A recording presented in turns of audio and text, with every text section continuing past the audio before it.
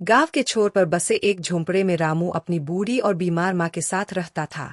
उसके हाथ मजदूरी करने के लिए बने थे, लेकिन पिछले महीने ईंटों के भट्ठे में हुई दुर्घटना में उसकी कमर दर्दनाक रूप से चोटिल हो गई थी।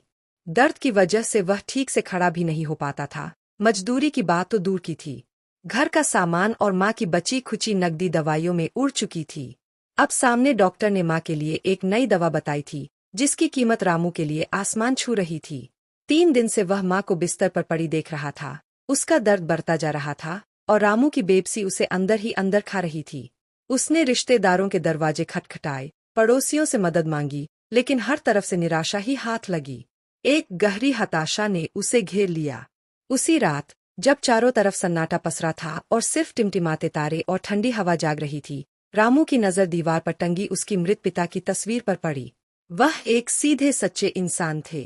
रामू की आंखों में आंसू आ गए। पिताजी, माफ करना, उसने फुसफुसाते हुए कहा। मुझे एक बहुत बड़ा पाप करना पड़ रहा है। उसका इरादा बन चुका था। गांव के बीचों बीच स्थित प्राचीन हनुमान मंदिर में श्रद्धालु अपनी चप्पलें बाहर छोड़ जाते थे। कभी कभी अच्छी कंपनियों की महंगी चप्पलें भी होती थीं। अगर वह 4-5 जोड़ी भी चुरा लेता, तो उन्हें शहर ले जाकर बेचने से माँ की दवाई के पैसे तो जुड़ ही जाते। आधी रात का समय चुना।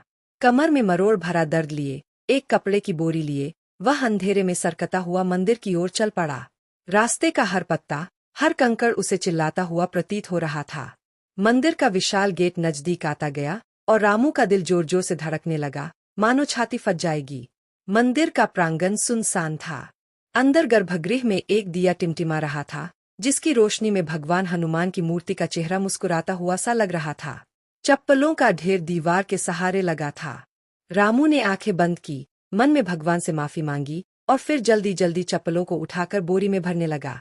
एक नायके की चप्पल, एक नई हवाई चप्पल। उसका हाथ कांप रहा था। तभी एक कोने से एक गहरी और आवाज आई, क्या भगवान के दरबार में आए हो, बेटा? रामू ठिठक गया। उसकी रीढ़ की हड्डी में बिजली सी दौड़ गई। वह मुड़ा तो मंदिर के वृद्ध पुजारी बाबा हरिदास खड़े थे। उनकी आंखों में क्रोध नहीं, बल्कि एक गहरा, दुख भरा सवाल था। रामू के हाथ से बोरी छूटकर नीचे गिर गई और चप्पलें बिखर गईं। वह बिल्कुल स्तब्ध खड़ा था, उसके मुंह से एक शब्द भी नहीं निकल रहा था। बाबा हरिदास ने चुपचाप बिखरी हुई चप्पलों को समेटा और एक तरफ रख दिया। फिर उन्होंने रामू का हाथ पकड़ा और उसे गर्भगृह के सामने बैठा दिया। बैठो, उन्होंने कोमल स्वर में कहा, भगवान तो सब देख रहे हैं। अब तुम मुझे बताओ, क्या विपत्ति आन पड़ी है जो तुमने यह रास्ता चुना? रामू के अंदर का बांध टूट गया। वह फूट फूट कर रो पड़ा। उसने अपनी बेरोजगारी, माँ की बीमारी, डॉक्टर की दवा और अपनी बढ़ती हुई मजबूरी की पूरी कहानी सुना डाली। उसने कहा, बाबा, मैं चोर नहीं हूँ। मैंने आज तक किसी का सुई तक नहीं चुराई। लेकिन माँ का दर्द देखा नहीं जा रहा था। बाबा हरिदास ने उसे गौर से सुना। फिर उन्होंने उठकर भगवान के सामने हाथ जोड़े और कहा, प्रभु, यह तुम्हारा बच्चा मजबूरी में भटक गया। इसे सही रास्ता दिखाना तुम्हारा ही काम है। उन्होंने रामू से कहा, सुन बेटा, मंदिर से चप्पल चुराना सीधे भगवान के भक्तों का हक मारना है। ये चप्पलें उन पैरों की है जो तुम्हारे ही भगवान के दर्शनों आते हैं। तुमने गलती की, लेकिन तुम्हारी मजबूरी तुम्हें बचा ले गई।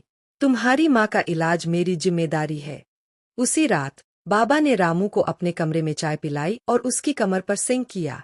सुबह होते ही वे उसे डॉक्टर के पास ले गए और माँ की दवाई दिलवाई। 2-3 दिनों में ही रामू की माँ की तबीयत में सुधार आने लगा। लेकिन बाबा की कृपा यही खत्म नहीं हुई। उन्होंने रामू से कहा, अब तुम मंदिर में ही रहोगे। तुम्हारी कमर अभी मजदूरी करने लायक नहीं है। तब तक तुम मंदिर की देखभाल करोगे, फूल चढ़ाओगे और हाँ, भक्तों की चप्पल जूतों को व्यवस्थित रखने की जिम्मेदारी भी तुम्हारी। रामू के लिए यह नौकरी नहीं, तपस्या थी। वह सुबह जल्दी उठता, मंदिर की सफाई करता, फूल चढ़ाता और भक्तों की चप्पलों को इतने प्यार और व्यवस्थित तरीके से रखता कि लोग हैरान रह जाते। वह हर जोड़ी को अलग अलग, सही तरीके से जोड़कर रखता, ताकि किसी को तलाशने में दिक्कत न हो। धीरे धीरे मंदिर आने वाले भक्त उसकी सेवा भावी स्वभाव से परिचित हो गए। उसे रामू भैया कहकर पुकारने लगे। कुछ लोग उसे पैसे देते, तो कुछ घर का बना प्रसाद। रामू ने पहली बार महसूस किया कि ईमानदारी और मेहनत से कमाया गया सम्मान कितना मीठा होता है। कहानी का अंत एक नई शुरुआत थी। कुछ महीनों बाद बाबा हरिदास ने गांव के एक युवा डॉक्टर से बात करके रामू को मंदिर के पास ही एक छोटी सी दुकान दे दी, जहां वह पूजा की सामग्री, अगरबत्ती और फूल बेचने लगा। अब वह चप्पल चोर नहीं, बल्कि मंदिर का रामू बन चुका था, जिसकी ईमानदारी की मिसाल दी जाती थी। आज भी जब कोई नया भक्त मंदिर में चप्पल उतारता है, तो रामू उसे मुस्कुराकर कहता है, भैया बेफिक्र होकर रख दीजिए, आपके भगवान के दर्शन हो, बस यही दुआ है। और उसकी आंखों में भगवान और बाबा हरिदास के प्रति अथम श्रद्धा और कृतज्ञता झलकती है। उस रात की वो चोरी उसके जीवन का सबसे बड़ा सबक बन गई, जिसने एक चोर को एक सच्चा भक्त बना दिया।